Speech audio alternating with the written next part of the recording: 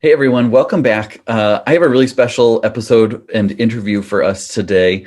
I am talking with a author who has written about money, and that's something that for us we've kind of struggled with. How do we introduce the concept of money to our children? And fortunately, I read his early book, The Opposite of Spoiled, as we were kind of going through the mix of like, well, do we do allowances, or how should we, help our kids to understand money? And that really had an imprint on us.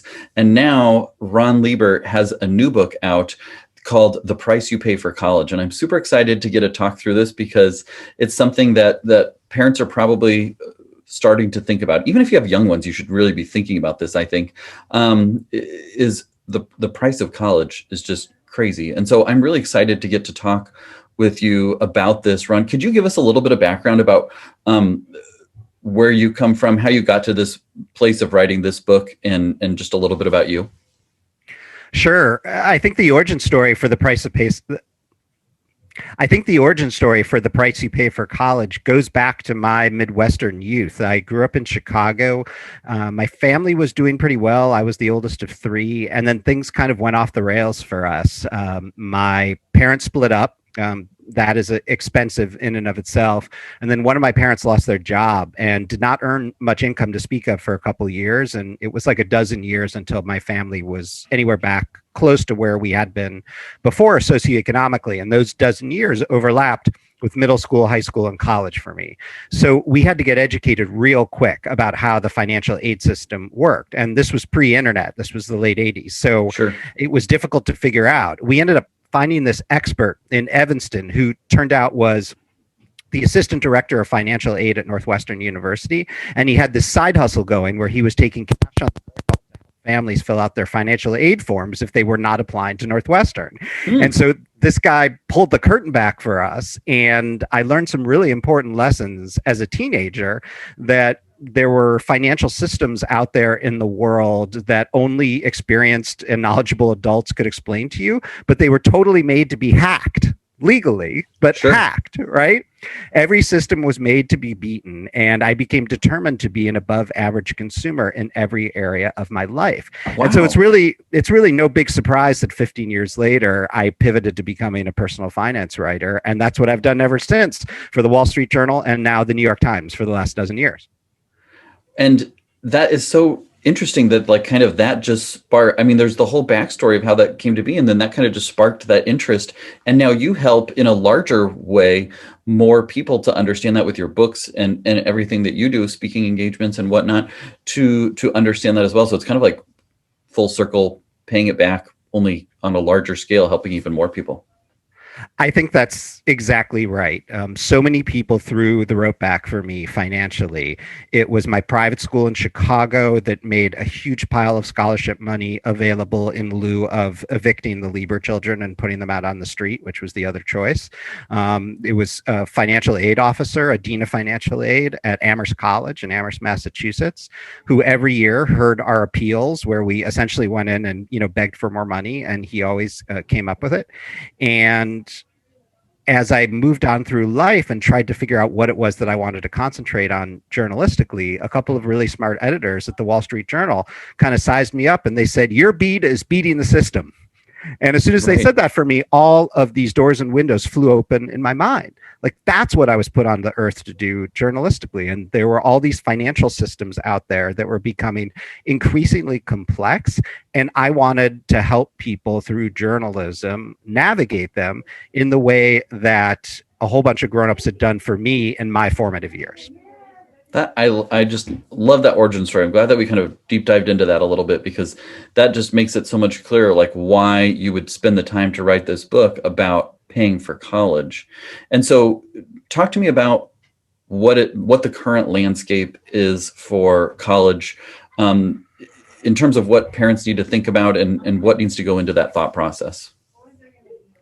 Sure. So if you look at the list prices, the rack rates, the retail price of college, and you've got a newborn, here's kind of what you're going to see. But let's say you live in Lincoln, Nebraska, for instance. You're going to look at the state university, and you're going to see, wow, if my baby went to college there right now and got through in 4 years, it could cost up to $100,000, right, by the time they were done. And that's if they finish in 4 years. Okay. Now, if they want to go to Northwestern University in Chicago and my family earns too much to qualify for any need-based financial aid, that could cost over $300,000 in today's dollars, probably $500,000 by the time the infants of today become 18-year-olds, right? And if you just so happen to live in Lincoln, Nebraska, and you just so happen to have 5 children, well, you can do the math on that, right? I don't want to do the math. I mean, my blood pressure is already like too high after the last 2 minutes of you talking. So here is what is different from even 15 or 20 years ago. There is a whole separate system of financial aid and discounting known as merit aid that has emerged kind of out of nowhere.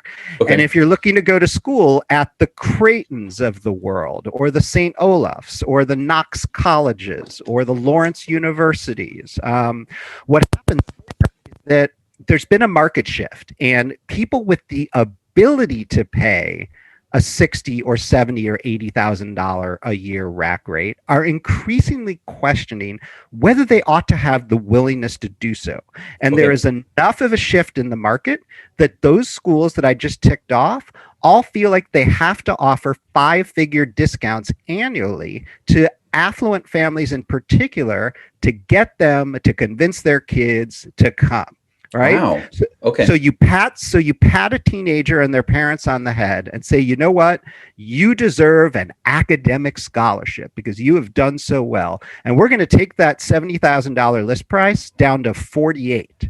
Right. And you feel really good about yourself at that point, and you start thinking harder about going to that school. But what they don't tell you is that you're still profitable for that school at $48,000 because the school only needs $42,000 per student to keep the lights on. And moreover, that $48,000 is going to cross subsidize your neighbor from a mile away who's getting a discount down to $28,000. And that's how it works. Wow. Oh my gosh. Okay. Well, you've just pulled the curtain back for me as to, the things that I kind of hear. We have younger kids, obviously. And so just kind of thinking forward, but hearing from others about these merit-based scholarships. So it sounds like what you're saying is they'll kind of ratchet up the price, or the price will be so high that they can just give discount to get it down to where people think they're getting a great deal. Exactly. And so you might wonder, why does it work that way? Yeah. And there's a couple principles at work. One is something that they refer to as the Chivas Regal effect. And so Chivas Regal is a whiskey. And as legend goes, Chivas would not confirm this to me, but as legend goes, back in the day, they decided as an experiment to double the price of the whiskey. And what they found was that sales tripled when they doubled the price. So there's this notion that if something is more expensive, particularly if it is a thing that we are buying for our precious offspring, right? The ones that came out of our bodies or who we took in from the adoption agency, that we are probably going to spend more for it or think twice about spending less if a higher price thing is available. So they're taking advantage of that psychological effect. And then there is this proven fact that no matter how high the price is, in most institutions, though not everyone anymore, there are always some number of people who are going to pay full price. Often it's students who are from abroad, who are very wealthy, who just want an American degree. Or it's a family from nearby that is just so relieved that their kid got in anywhere after a particularly difficult run through middle school and high school that they're willing to write any size check just to get them into a school that somebody somewhere has heard of. And so they don't want to lower the price because then they would be giving up the revenue from the 4% of the population that is willing to pay in full at the retail price. Wow. Okay. That is just eye-opening to think about, like that it's really like less about the actual sticker price, but more about like what they think you'll pay and what you're willing to pay. Is that right? Exactly.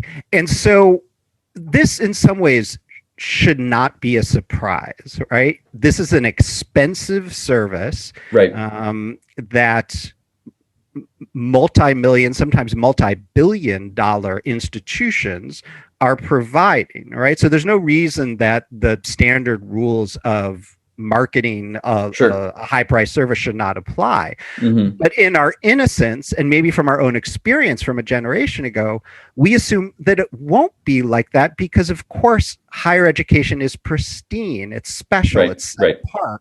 It's usually nonprofit, right? So why would the rules of the marketplace apply? Well, they do. And quite often, I'm running into readers and colleagues and people who are incredibly sophisticated in their own individual silos of professional life who just have no earthly idea that this is happening. And their oldest kid, if they have more than one, gets to March or April of senior year and they don't even realize what has happened to them or what's going on behind the curtain. And I Wow. wanted to fix that.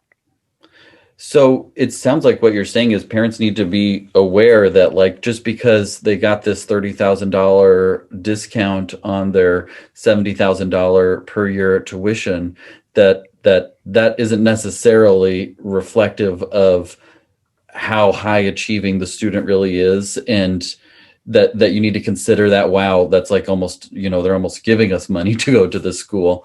Is that the way that I as a parent would interpret that?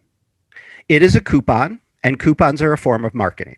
So I Okay. would begin with that baseline. Now, there are gradations of difference, right? There are very selective schools Mm-hmm. that only give these merit discounts away to take the kids who would have gone to Harvard or Yale and to Okay. get them to go to Duke, or to Gotcha. take the kids who would have gone to Duke and to get them to go to USC, or to Gotcha. take the kids that would have gone from USC and get them to go to Tulane, right? And down the food chain it goes Interesting. until there is so much fighting in the marketplace, particularly in competitive markets like Pennsylvania, Ohio, Minnesota, Iowa. There's a ton of this, right?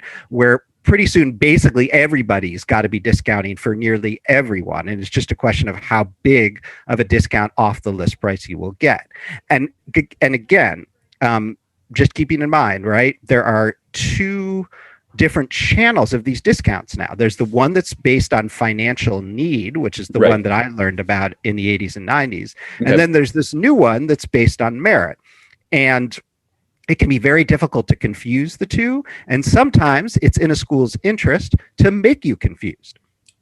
It sounds like it would be, because then they can make you, like, really, I mean, at the end of the day, they've accepted you as a student. They really want you to attend because there's a financial incentive for them to do so. Exactly, right? And Okay. so the challenge for parents, and this is the challenge that begins really in infancy, right? Because if you're going to be a planner about this, you want to start saving a little money for college if you Sure. possibly can. And in Sure. order to save money, you probably want some sort of a goal. And the goal could be, $100,000 in today's dollars by the time the kid is 18, or it could be $300,000 in today's dollars, or it could be something else. But you have got to get with your spouse, if you have one, or your ex, Hmm. especially, which can be doubly or quadruply complicated, Sure. and figure out if you're on the same page, right? Because only then can you set a goal.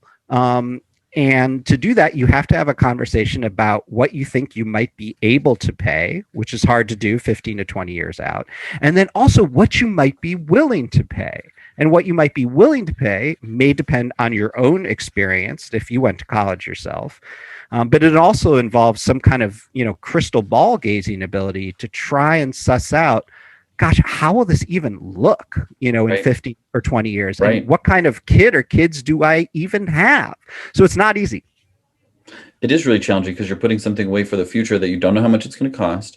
It's this, and kind of to speak to what we were talking about earlier too, it's very much this nebulous thing. Like, you can't put a specific price on it because, one, you don't know like what they're going to do when they're done and what their income is going to be. So you're kind of like banking on this thing, and you can't quantitate, like, this school is worth this much because this professor is worth this much, or anything along those lines whatsoever, to say this is the actual value that we're getting out of sending our child to this school for this purpose.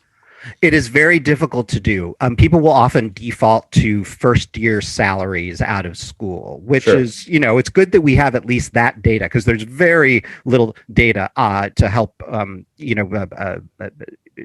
generate a kind of like value equation. And the schools like it that way, right? Because in Right. the absence of data, we make decisions on the basis of feelings. But as far as that data goes, sure, that can be helpful, but the fact of the matter is that, the English majors do eventually catch up to and often surpass the comp sci majors at mid-career. And so, first year salary isn't necessarily the best way to make a decision. And oh, by the way, aren't we in the business of parenting to create adults who are happy, not adults who are wealthy? Right. So, it seems like a strange thing to seize on. But, we have to seize on something. It's one of those things, just like all parenting things you're putting stock in things that you don't know how it's going to turn out in the end.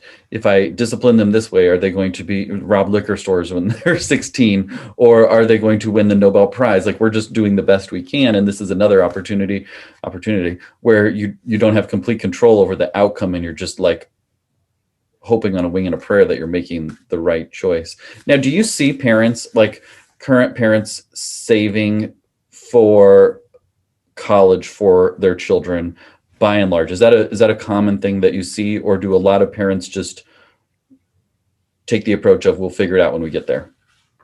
I think it depends on the demographic. Okay. And it depends on the psychographic. Okay. The demographics are more obvious, right? If you have extra money, you have the ability to save, even if you don't have the willingness or, the stick-to-itiveness to do so.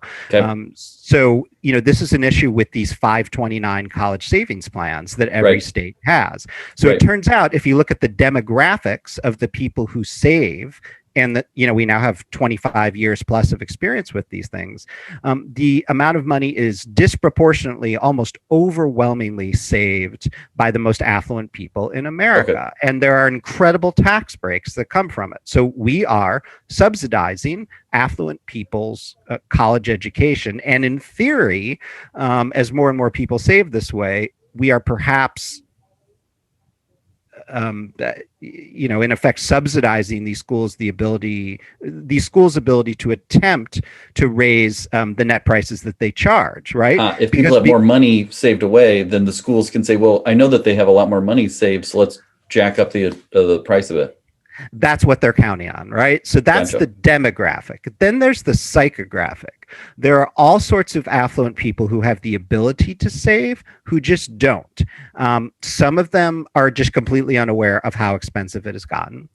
Some of them are holding out all hope that the system will be blown to smithereens and be replaced by something else that's less expensive. Okay. There are people who believe mistakenly that if you save money, you will be penalized when it comes time to apply for financial aid. And then there are people who just believe that they'll be able to pay for it out of cash flow. Gotcha. And maybe they will. There are some people who have kind of extreme confidence in their ability to generate more income or extra income, at the flip of a switch. And some people are able to pull that off. It sounds like what you're saying is that it's a good idea to save in advance for college in general, regardless of your future earning potential as a parent. Well, this is a tricky financial planning question, right? Okay. So let's say you get pregnant for the first time and you and your spouse are 28 years old, right? Okay. And you want your first house to be your forever house. Okay. And so that's going to cost a little more than it might. And you think you're 3 years away from having that down payment. But if you start saving for college, maybe you'll be 5 years away from having that down payment. And maybe your financial planner has told you that you really need to be putting away 15% of your pre-tax income to be able to retire in your mid-60s. And oh, by the way, you went to medical school, one of you, and you've got student loan debt, sure. And that balance is still $225,000, right? Right. So there are trade-offs involved. And so I would never issue a blanket statement saying everybody should save. But here's what I do know. I have never met anybody who regretted saving for college. Saving can only provide more choices and more flexibility, not fewer. So I'm just trying to educate people about the benefits of savings, particularly the incredible tax benefits in 529 plans, so that people know that the option is available, and also they understand that if you put away a small pile of money when your kid is age 0, the benefit of compound interest of money earning, of the earnings on your money, Right. themselves generating earnings, will benefit you the earlier you get started. So I shouldn't, if I think my 5-year-old is going to be a pro, triple A. Oh, actually, I don't even know. I'm not very sports oriented, so I can't say it would be a Division 1 volleyball player. I should still put money away for college. If my child is 2 years old and knows his ABCs and looks to be a genius, I should still put money away for college if I'm able. I think so. So you raise a couple of interesting choices, right? So let's Yeah. talk about that potential D1 volleyball player. Thank you. People believe that there is more money available in the world of athletic scholarships than there actually is. Okay. It's a complicated world, and we won't get into all the details, but I have a chapter in The Price You Pay for College that explains it all. Oh. And it turns out that these scholarships are pretty hard to get. Sure. They're almost never full scholarships. Okay. And in general, they don't come from your first choice school, right? So you may not be getting what you want, and in terms of the school itself, and you may not be getting a full ride or anything close to it. So you still need to save. Okay. Now, as far as the genius is concerned, it is possible that genius will grow up and be able to get a full ride at the state schools that offer them, although not everyone does, and at some of the private universities that offer full rides that include tuition and that include room and board, and many of them don't. Often when schools give away full scholarships, it's only for tuition, right? Sure. But those full ride, including room and board scholarships, are anywhere from 2 to infinity times more competitive than getting into Harvard. So Wow. I would save some money. Okay. That is helpful, I think, because I think a lot of people kind of bank on that, or think if I invest a certain amount of both money and time into my child's athletic abilities or their math skills, that return on investment will be high, because they'll get a full ride to college, and it will have paid for itself in all the time that we spent at the practices and camps and tournaments and things. It could happen, but I would not count on it. And your odds might be better at the military academies than it is, trying to get the 5 full rides that include room and board Gotcha. at any given state university. Okay, can I ask a side question? Do kids still need to go to college? It depends on the kid. Okay. I think the pandemic for me has brought to light, like, a lot of kids spent the last year in their dorm rooms or in their homes doing college, and lost that experience of being on a college campus, of having conversations and meeting people and all of those things. And I wonder if that will have a long-term impact on what college looks like. Yeah. So, I mean, just to seize on a really interesting word in your question, right? What are we talking about when we talk about needs? Sure. And not to get all existential on you, but I know you deal just as much in mental health as you do in physical health if you're doing your job right? Yeah, for sure. So, So what is the definition of success, and how much is enough? Right. Right. So in the context of needs, right, we talk about kids needing to go to college, right? But they need to go to college for what? Right. Yes. On average, they will have $1 million more in lifetime income over 40 or 50 years if they go to college than if they don't. But that's just an average, right? And it may be that your child is much better suited and would be much happier working with their hands, right? Whether it's their fingers and their brain making code, or, their hands and their muscles, framing a house, or something else entirely, right? And so I would never suggest that any advice I'm giving out in any column in the New York Times or in any book like The Price You Pay for College applies to everyone. And it is okay. It is okay if you are not sure what your 17 or 18-year-old is suited for. Somehow, over the course of a couple generations, we've convinced ourselves as Americans that we ought to know what every adolescent needs the moment they're done with high school. And it's Sure. hogwash, right? Oh, There totally. are all sorts of 18-year-olds that should have nothing to do with college, but probably should go to college at age 19 or 20. Right, this idea that we railroad kids straight from high school to college without some kind of a break for them to get their head screwed on straight or see what the world looks like. Right. We're among the only developed countries that actually operate that way. And most of the rest of the world, people go and do a couple of years in the military, or they do some non-military national service, or they work for a year and then travel for a year, or they get an apprenticeship, and then they figure university out. And we don't do it that way, and it is to our detriment.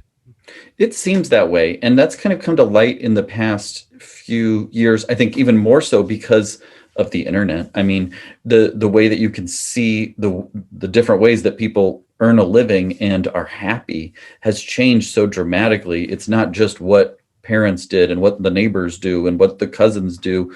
Like, there's just so many more opportunities out there that I'm glad that you kind of talked about how college isn't for everybody, and college isn't for everybody right out of high school. You don't have to go senior year, freshman year, 4 years. I mean, I think if I think back as when I was in college or when I was in medical school, there was still a little bit of like, well, why is that student so old? But actually, a lot of them were the really interesting ones that had a lot more experience to share, and better stories and ways to connect than everybody that just kind of filed down the line in the appropriate expected order.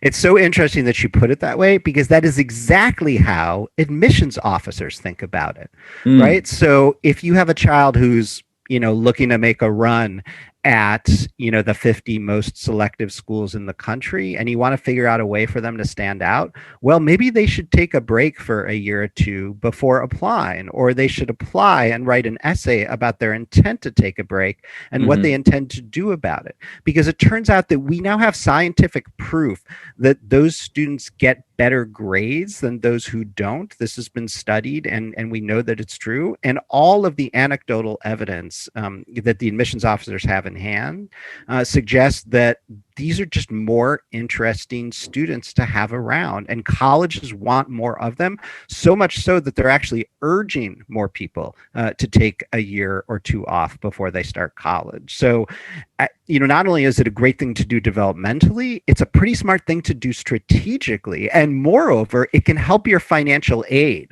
because Interesting.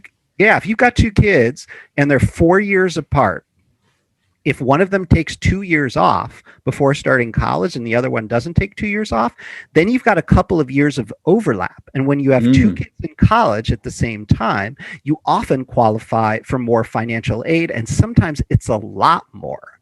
So, for all those reasons, a gap year is something that you should consider just as seriously as you consider going to college. That's really I had never thought of that from a financial standpoint. I just thought of it from more of an experiential learning and growing standpoint. But that is really interesting, something that I had never considered. And probably you could work out the math why you would justify, subsidizing your child's adventure to wherever to do something totally different, knowing that if they come back and they decide to go to college while their brother or sister is in college, that it may pay for itself and then some. That's really cool.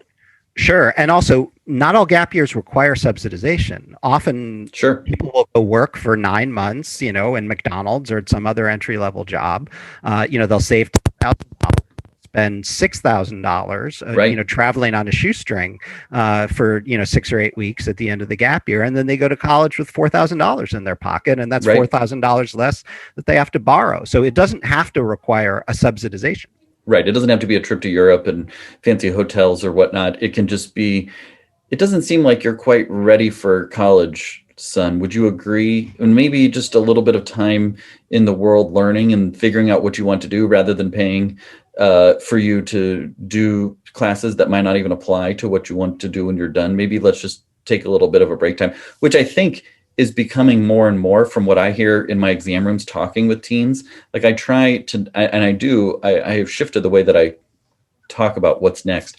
Instead of saying, well, where are you going to college or what are you going to be when you grow up? I just say, well, what are you going to do after high school? And just leave it more open-ended, and then try and be encouraging when I hear things other than just going to X school to be a Y. Honestly, I enjoy talking with the kids that aren't just going straight into college and becoming an accountant or a doctor or a lawyer or an engineer or whatever. It's really much more interesting to learn from them. Like, how did you decide to go work for this organization, or to, start this entrepreneurial venture? All those things are, I think they demonstrate a lot more maturity often. That's so refreshing to hear. And I hope that any practitioners out there that are listening to this in whatever professional capacity can think about how they subtly shift the language around how they talk to teenagers about the future. Parents, well, right? I mean, it is hard when you meet a 16-year-old for the first time, or a 17-year-old who's a senior in high school, not to ask those questions. But more often than not, they don't want to talk about it, right? Sure. So there are other things that you can ask them. What do you do after school that interests you, right? Right. Or what would you do next year if the year was completely blank and you didn't have to go to school, right? Right. Or what was the last interesting thing you read? Or tell me about the music that I don't have access to because, I'm middle-aged now, right? There are lots of other things to ask a 17-year-old who you've never met before than what their college plans are. Well, and I think that goes back even further too, of how you talk and encourage your own children, that you don't have to encourage them to just like figure out what they're going to be when they grow up, and focus in on that so much as, what do you like? What are you passionate about? Because I think the people that are more content with their lives do what they're passionate about, rather than having this predetermined destination for them. And I've been told since I was 5 that I needed to do this, and it seems like a good choice, and I'm just going to do that, and maybe not enjoy it as much, but make good money. And I got my degree in that, so that's what I'm going to do. I was put in my place when a couple of years ago, when I was asking more along the lines of like, well, what are you doing? Because I had seen an 18-year-old and was asking him, like, what are you doing? Are you in school? What are you going to school for? I'm not in school. Are you working? No, not really. Okay. Like, what do you do all day? Well, I make YouTube videos. And I was like, oh, well, what do you do after you do that? Work out and, like hang out with friends and stuff. So is this a long-term plan for you? Like I was very much like questioning like his judgment. And then I was like, so how do you pay for all this? And he's like, well, I make $80,000 making YouTube videos. And I was like, oh, well, that's amazing. Do you think that'll last for a long time? And he clarified then and said, no, I make $80,000 a month making YouTube videos. I was like, oh, do you need an assistant? It was so. I mean, I think teens today and are much more clued into, you can do things other than go to a 4-year college and then become somebody that punches a clock from 9 to 5 because of the internet. And that really put me in my place of, oh, I guess there are other things out there other than college and accountants and lawyers and doctors and astronauts and those sorts of things. Well, this gets to an interesting point, though, because as grown-ups who have had some degree of authority with these kids for, at least 16 years, we think we know something about how the world works, or how this world works that they're about to enter.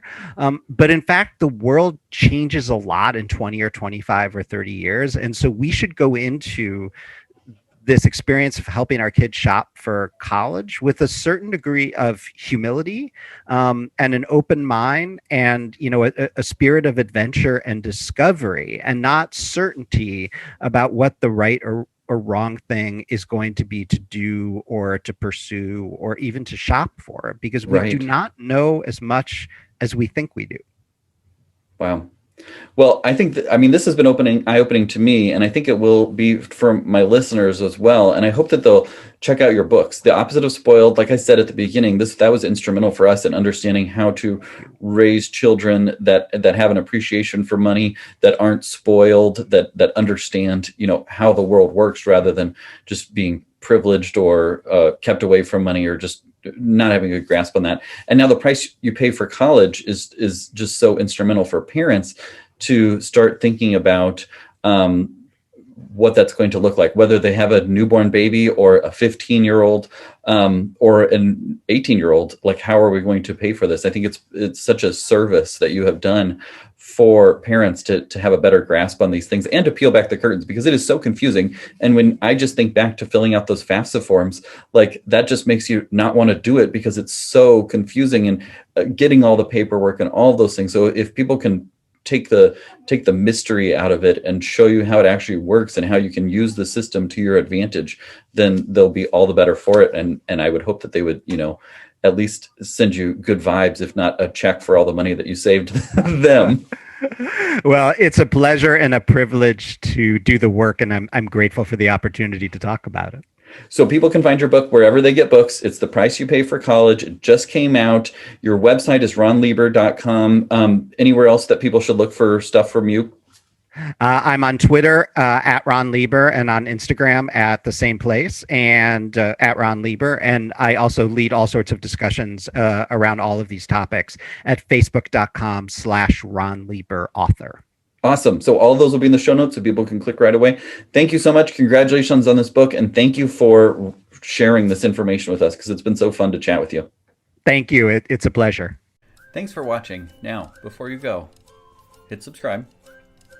And if you have a question, text me, 402-256-0768. Keep up the good work.